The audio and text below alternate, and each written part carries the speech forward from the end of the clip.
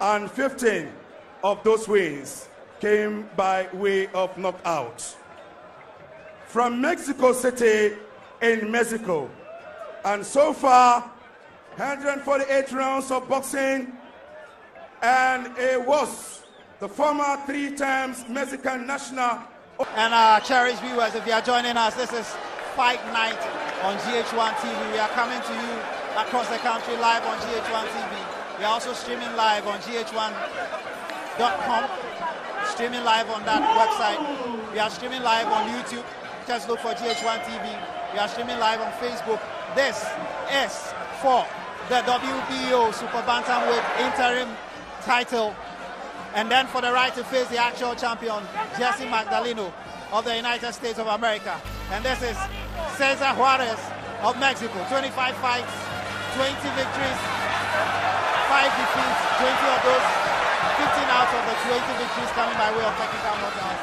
And Isaac Dogbe of Ghana, 17 fights, no losses, no draws. 11 of those victories coming by way of technical knockout. And it's a blistering start. And the crowd here at the Bukom Boxing Arena are in full voice as Dogbe attacks from the onset. He's exerting a lot of energy with a left and then a right. Both fighters throwing combinations. Juarez at the receiving end of left hooks coming from Dogbe to the body and then to the jaw. So it's a lightning quick start by Dogbe as he goes into work on the body of the Mexican. Left-right combinations, but the Mexican boxer is very well wrapped at this moment, and none of Dogbe's shots have actually found his head. It's a very quick start, Prince, isn't it? Positively, it is a good start for Dogbe. Technically, I think he opened up a bit too early. He is fighting against a tough, rugged Mexican. And you read his resume. You know where he's been before. These are not the things that will scare Le Corazon, as he is called. These are not the steps that a boxer should take against a potential world champion. But obviously, Isaac Dogbe knows what he is about. He's listening to his corners. Maybe an open, explosive first round would settle his nerves to do the job in the latter round. And that's exactly what he's doing. Throwing in hooks, working the body of Juarez. And Juarez is also counter-punching with some big shots to the body of Isaac Dogbe. That's a lovely left hook by Dogbe. It caught Juarez flash on the left side of his jaw. And he follows that up with stinging punches to the body and to the head as he tries with combinations to take out the Mexican in these early stages. Dogbe in the all-white trunk against the Mexican Cesar Juarez in the Mexican colors, red, white, and green.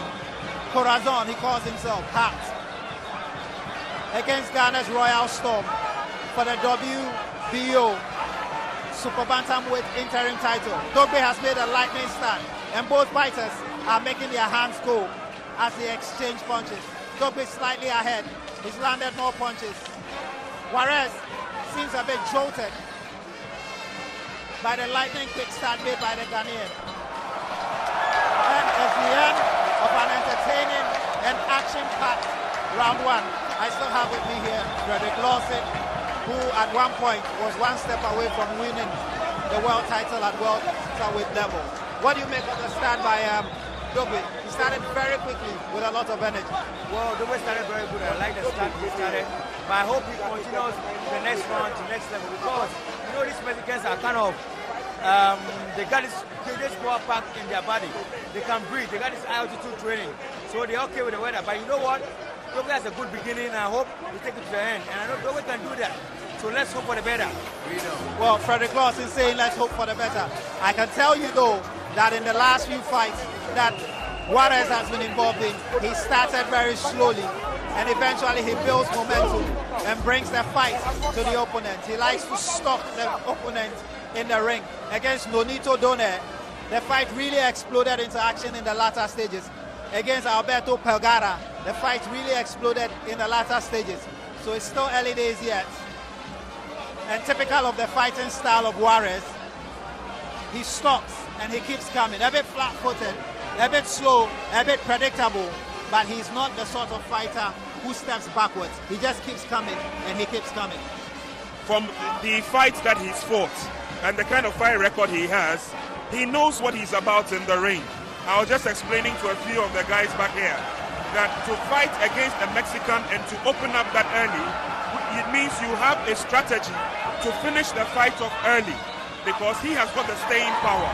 He is coming from a rich family of Mexican boxers. You understand? Julio Cesar Chavez has been there before. Saul Canelo Alvarez has been there before. Marco Antonio Barrera has been there before. These are quality fighters from Mexico. So obviously, the plan is to open up quick, which he has done.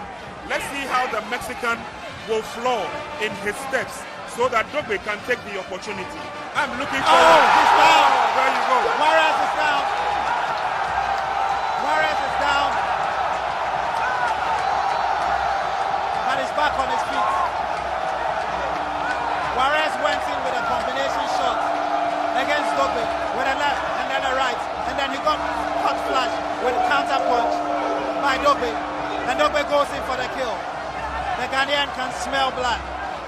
And he wants to finish this. But Juarez is a tough cookie. Against Nonito Donaire, he was dropped to the canvas 2 times.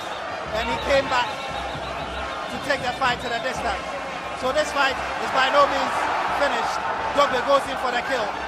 And he takes, is becoming a slugfest in the corner. Dogbe to the body, to the head with a left, and then a right, and then a left hook.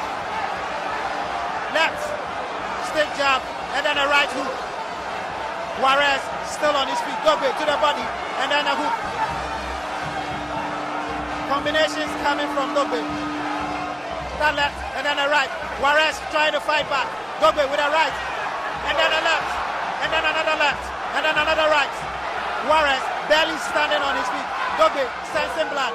The Mexican is trying to fight back. Dogbe goes in for the kill with another left, and then another right. He can sense blood, and he's trying to finish it. Juarez remains on his feet. He's got quite a chin. Not very good defenses, but he's got a strong chin. And he stayed on his feet for the rest of the round as we enter the final 10 seconds of the round. A good left finds the face of Dogbe. Dogbe comes in with a left. What a round! And the Bukom Boxing Arena is bouncing. I can feel the ground shaking beneath my feet. The fans are enjoying this. And Isaac Dogbe is delivering a momentous fighting experience to those who have gathered here tonight. Now let's go back again and see that knockdown. Juarez came in, and then Dogbe with a left counter punch sent him sprawling to the ground. And here's the punch that found him straight to the jaw. It was a left hook. Pepper left hook. That's a pepper left hook at the right time and the right place. No, it's a good hook from Dogbe. Pepper left hook at the right time. Stalking his opponent and keep coming. He doesn't know how to retreat when he's fighting. As he comes with some body shots to the left midriff of Dogbe. Dogbe returning fire with fire. Juarez comes. He tries an overhand. It doesn't land. He tries some body punches. And Dogbe returns it in kind. And then goes for the head of Juarez. Dogbe finding the head with his hooks. A big right. And a big left from Juarez. Dogbe with a big left. He couldn't follow it up. Juarez punching away to the body. He's working downtown. Throwing punches, wild punches, I have to say. Dogbe with a right overhand. And Juarez with a double combination against Dogbe. This is being fought at an amazing pace. As we enter the final 40 seconds, Dogbe seems a bit knackered, but he throws a good left, which lands. Dogbe with another left and a right. A big right, I have to say. Juarez, he seems a bit disorientated at the moment as Dogbe goes in with a right. Dogbe using the angles and throwing the hooks. At the moment, Juarez is swinging quite wildly. And you can see from the background, this fight is completely absorbing all the VIPs with their eyes on the action. As round 3 comes to an end.